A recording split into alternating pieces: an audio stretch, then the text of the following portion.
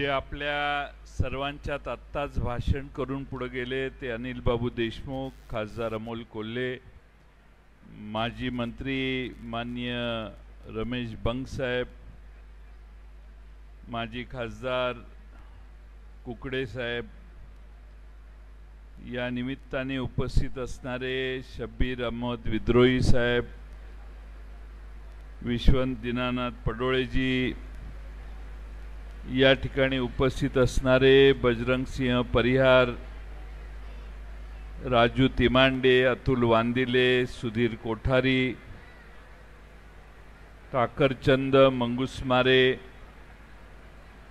या ठिकाणी उपस्थित असणारे जिल्हा अध्यक्ष किरण अतकरी, माधव नारनवरे, जानबा मस्के, प्रवीण कुंटे पाटील, शैलेंद्र तिवारी, संजय नांद्रे, हेमराज नागफासे, श्याम कांबळे, जितू तुरकर, विनोद भिलार, सोलेकर, प्रमोद घरडे, दीपक किमलकर, जिल्हा परिषद सदस्य नरेश ईश्वरकर, जिल्हा परिषदेच्या सदस्या सुषमाताई पारधी, एकनाथ फेंडर, राजू देशभ्रतार, अनिताताई गजबिये, कुणाल मल्लेवार, रंजत कहालकर, व्यासपीठावरील सगळेच मान्यवर आणि मोठ्या संख्येनं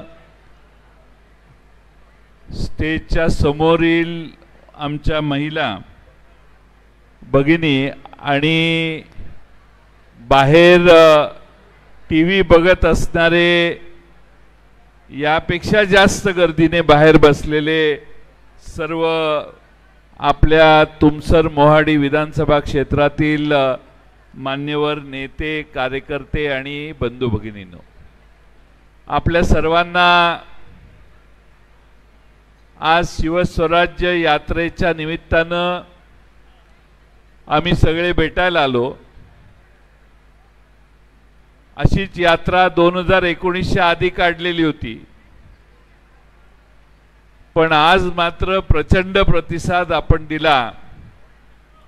आपण सगळे एवढ्या मोठ्या गर्दीने इथे एकत्रित झालेला आहात की या मतदारसंघामध्ये ज्यांनी आपला पक्ष सोडला त्या गद्दार लोकांना योग्य ते प्रायश्चित्त ठरवून द्यायचं हा निर्धार तुमच्या सगळ्यांच्यात मला दिसतोय।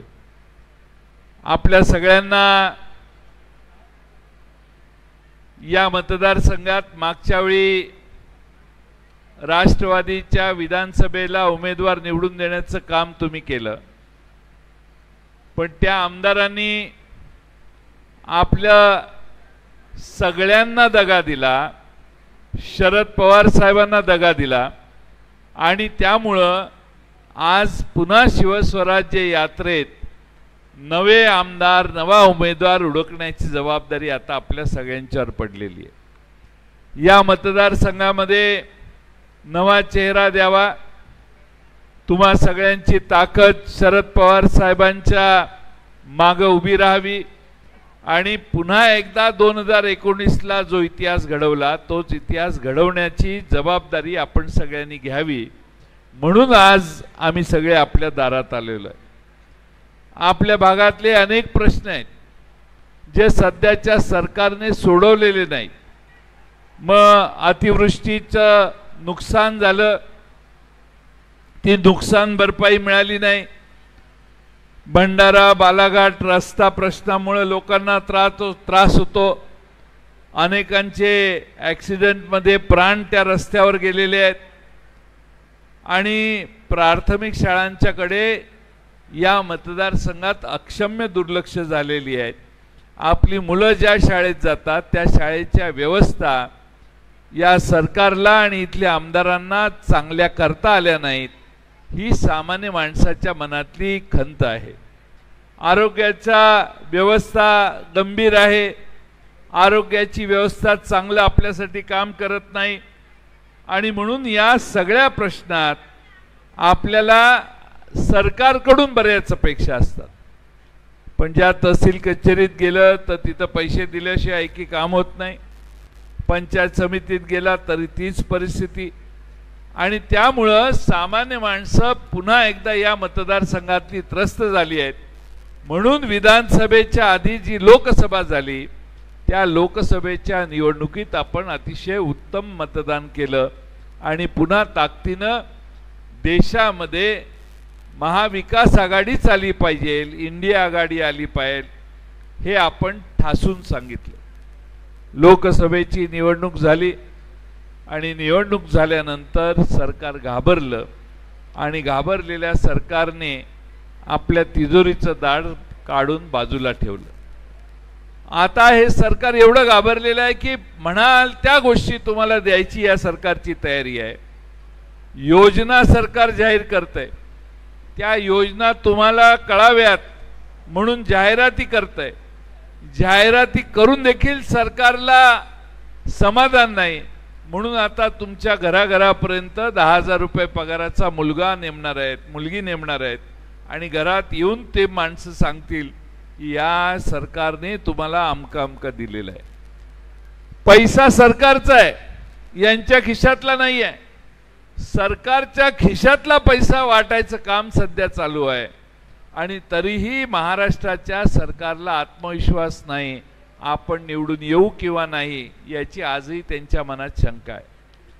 उद्याच्या निवडणुका 2 महिन्याच्या काळात होतील, कदाचित 1.5-2 महिन्यात निवडणुका होत असतील तर आपणही तेवढीच तयारी सगळ्यांनी केली पाहिजे.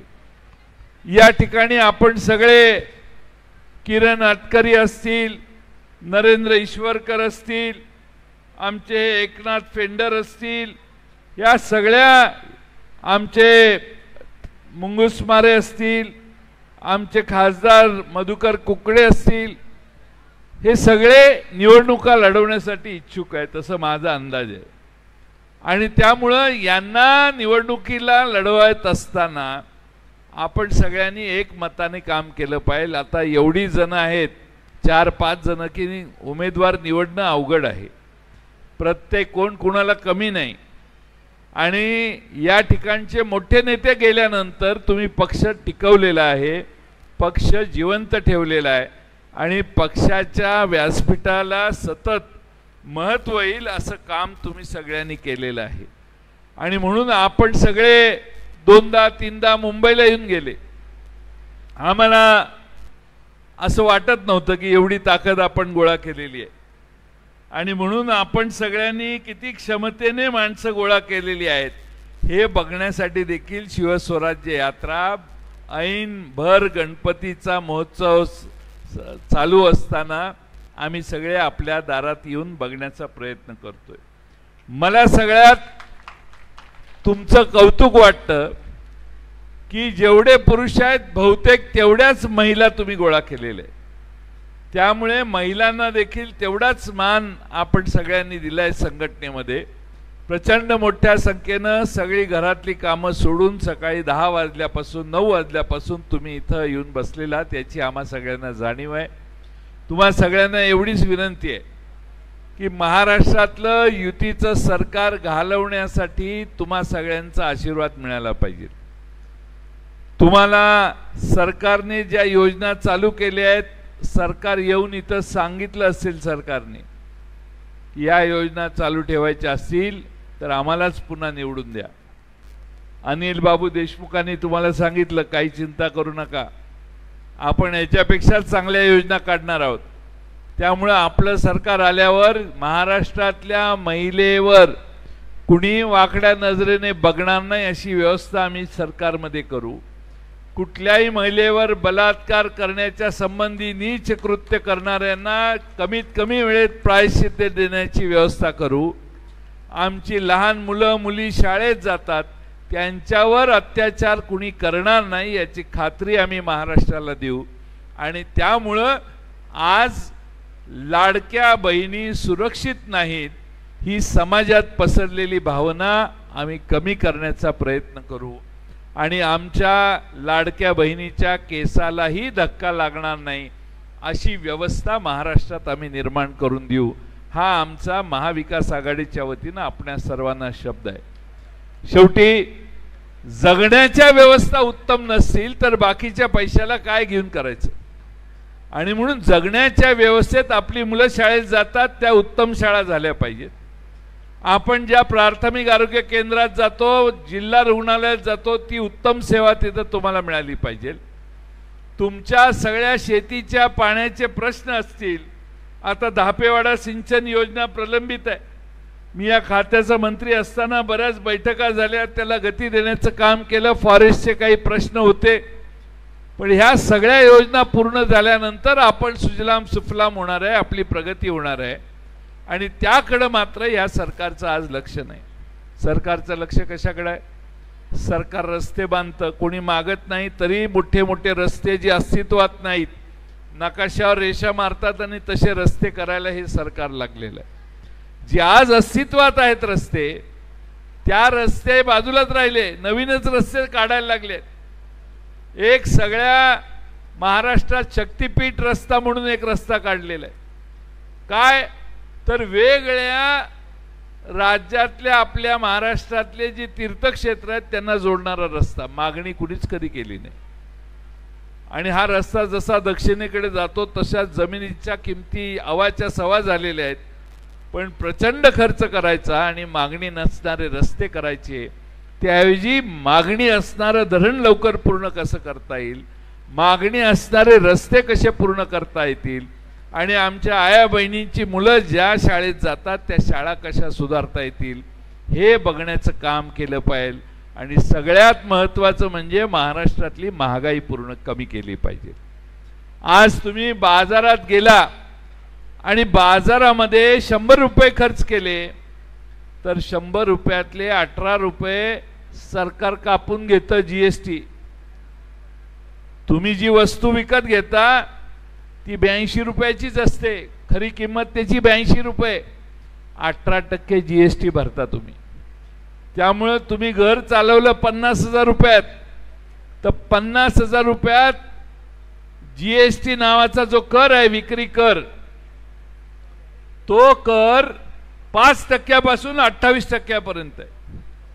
तुमचा तरुण मुलगा मोटरसायकल तुमच्याकडे मागितली आणि तुम्ही मोटरसायकल खरेदी करायला, स्कूटर खरेदी करायला जर बाजारात गेला तर त्या स्कूटरवर कर आहे 28%। 28%।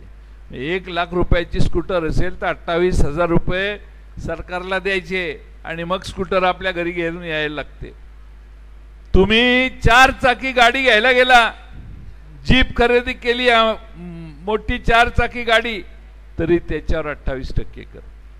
पण तुमच्यातल्या कुठल्या आमच्या भगिनीला हेलिकॉप्टर विकत घ्यायचं असेल तर ते मात्र स्वस्त आहे, 5%च कर आहे त्याच्यावर। असं हे सरकार आहे। हेलिकॉप्टर खरेदी करणाऱ्याला सूट, पण गाडी, मोटरसायकल, सायकल खरेदी केलं तर त्याच्यावर 28%, 18%, 24% असे कर हे सरकार लावते।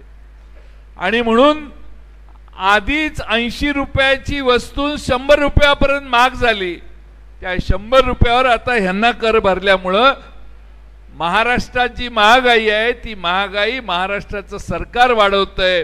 प्रचंड मोठा जीएसटीचा कर या देशातल्या जनतेवर आकारण्याचं पाप केंद्र आणि राज्य सरकारने केलेलं आहे, त्यातून तुमची सुटका करण्याची गरज आहे। त्यामुळं तुमच्या आयुष्यात, तुमच्या संसारात जर तुम्हाला चांगल्या पद्धतीने जगायचं असेल तर महागाई महाराष्ट्रातली कमी झाली पाहिजे। तुमच्या शेतीमालाला चांगला दर मिळाला पाहिजे, धानाला चांगला दर मिळाला पाहिजे, कपाशीला चांगला दर मिळाला पाहिजे। शेतकऱ्यांच्या समस्या सोडवणारं महाराष्ट्रातलं सरकार असलं पाहिजे। अतिवृष्टी होते, ढगफुटी होते, सरकार इकडे बघत नाही। सरकारच्या सगळे कार्यक्रम टीव्हीवर बघा तुम्ही। आता आपण हे बाहेरच घेणार होतो आजचा कार्यक्रम मैदानात, कारण एवढी गर्दी आहे, पण सरकारचा कार्यक्रम असला तर न गळणारा मांडव घातला जातो। त्या मांडवाला 4-5 कोटी रुपये खर्च होतात, खुर्च्या मांडल्या जातात आणि त्या भागातल्या, त्या जिल्ह्यातल्या सगळ्या आशा वर्करना बोलवलं जातं, अंगणवाडीच्या महिलांना दम देऊन बोलवलं जातं, सगळ्या सरकारी कर्मचाऱ्यांना जागेवर आणून बसवलं जातं आणि मग सरकारच्या सभा होतात. सामान्य माणसं यांच्या सरकारच्या सभांना जायला बंद झालेली आहे. आणि म्हणून आपल्या सगळ्यांना माझी विनंती आहे की उद्याच्या विधानसभेच्या निवडणुकीत आपण ज्या पद्धतीने लोकसभेला विचार केला, लोकसभेला तुम्ही काय केलं? भाजपला सत्तेतून घालवण्यासाठी मतदान केलं. भाजपला सत्तेतून घालवण्याचं कारण काय? तर हे सरकार, भारतीय जनता पक्ष हा पक्ष या देशामध्ये घटनेतल्या डॉक्टर बाबासाहेब आंबेडकरांनी घालून दिलेल्या तरतुदी बदलण्याचं, घटना बदलण्याचं पाप करणार होतं. पण काही करून भाजपचं सरकार नाही आलं. दुसऱ्या दोन पक्षांना मदत घेऊन यांनी केंद्रात सरकार स्थापन केले. आपल्याला एक महत्त्वाची गोष्ट सांगतो, जोपर्यंत भारतीय जनता पक्षाच्या ताब्यात मुंबईचं सरकार आहे, त्या मुंबईचं सरकार, त्यांच्या महाराष्ट्राचं सरकार त्यांच्या हातातून काढून घेतल्याशिवाय आपलं मिशन पूर्ण होत नाही. भारतीय जनता पक्षाची दिल्लीतून सत्ता जायची असेल तर त्यांच्या हातातून मुंबईची, महाराष्ट्राची सत्ता काढून घेतली पाहिजे. आणि त्यासाठी उद्याच्या निवडणुकीत तुम्ही महाविकास आघाडीच्या राष्ट्रवादी काँग्रेस पक्षाच्या मागे ठामपणाने उभा राहिलं पाहिजे. तुतारी वाजवणारा माणूस हे चिन्ह आपलं आहे. मागच्या वेळी आपण हाताचं काम केलं कारण आपण आघाडीत आहोत. आता यावेळी इथं उभा राहणारा उमेदवार हा महाविकास आघाडीच्या संमतीने तुतारी वाजवणारा माणूस उभा राहिला तर ते चिन्ह घराघरापर्यंत पोहोचवण्याचं काम देखील तुम्ही सगळ्यांनी केलं पाहिजे. तुम्ही सगळे इच्छुक आहात, तुम्ही सगळे संघटित व्हा. सगळ्यांनी मिळून जर एक नाव सांगितलं तर दुधात साखर, म्हणजे आमच्या डोक्याचा त्रास कमी होईल. पण पूर्ण ताकदीनं आपल्याला उद्या, जसं मागच्या 2019ला तुम्ही आमची जागा निवडून दिली, त्याच पद्धतीनं 2024ला शरद पवार राष्ट्रवादी काँग्रेस पक्षाची जागा निवडून देण्याचं काम तुम्ही सगळ्यांनी करावं, एवढीच विनंती या निमित्तानं करतो. मोठ्या संख्येने इथं तुम्ही आलात याबद्दल तुम्हा सगळ्यांचे आभार मानतो. 2 महिन्याचा कालावधी आहे. 12-15 नोव्हेंबरला, अरे संपल्याशिवाय कशी काय उठता तुम्ही? बसा ना खाली.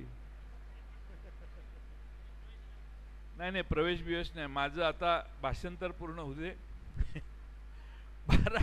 12-15 नोव्हेंबरच्या दरम्यान निवडणूक होईल. ही निवडणूक ज्यावेळी होईल त्यावेळी हे महाराष्ट्रातलं महायुतीचं सरकार घालवण्याचं काम आपल्या सगळ्यांना करायचंय. पण एक लक्षात घ्या की समोरच्या बाजूने प्रचंड पैसे वाटले जातील, तुम्हाला खरेदी करण्याचा प्रयत्न होईल, मताची किंमत डबल टिबल वाढवतील. आपण सगळ्यांनी मात्र तो काय कष्टाने मिळवलेला त्यांचा पैसा नाहीये, आपल्याकडूनच गेलेले पैसे परत आपल्याकडे येतात. त्यामुळं ते जे काय येतील ते आपलेच आहे ते समजा तुम्ही. कारण आपण कर भरतो, कर भरल्यावर या योजना करतात, त्यावेळी त्यातनं भ्रष्टाचार केल्यानंतर हे असा अतिरिक्त पैसा मिळवतात. हे आता महाराष्ट्रातल्या जनतेच्या लक्षात आलंय आणि त्यासाठी तुम्ही जागृत राहून, महिलांना माझी विनंती आहे की घराघरापर्यंत जाऊन तुम्ही सगळ्यांनी प्रामाणिकपणाने प्रत्येक घरात जाऊन सांगा की ही परिस्थिती आहे आणि त्यासाठी तुम्हा सगळ्यांचा आशीर्वाद हा तुतारी वाजवणाऱ्या माणसाच्या मागे, महाविकास आघाडीच्या मागे उभा करण्याचं काम करा. आपल्या जिल्ह्यामध्ये अनेक सुधारणा करण्यासाठी महाविकास आघाडी ही कटिबद्ध आहे. तुमच्या सुधारणा करण्यासाठी महाविकास आघाडी लक्ष घालेल आणि या मतदारसंघात देखील राहिलेले सगळ्या कामांना योग्य ती चालना देण्याचं काम करेल, हा विश्वास मी या निमित्तानं देतो आणि माझे 2 शब्द पूर्ण करतो. धन्यवाद.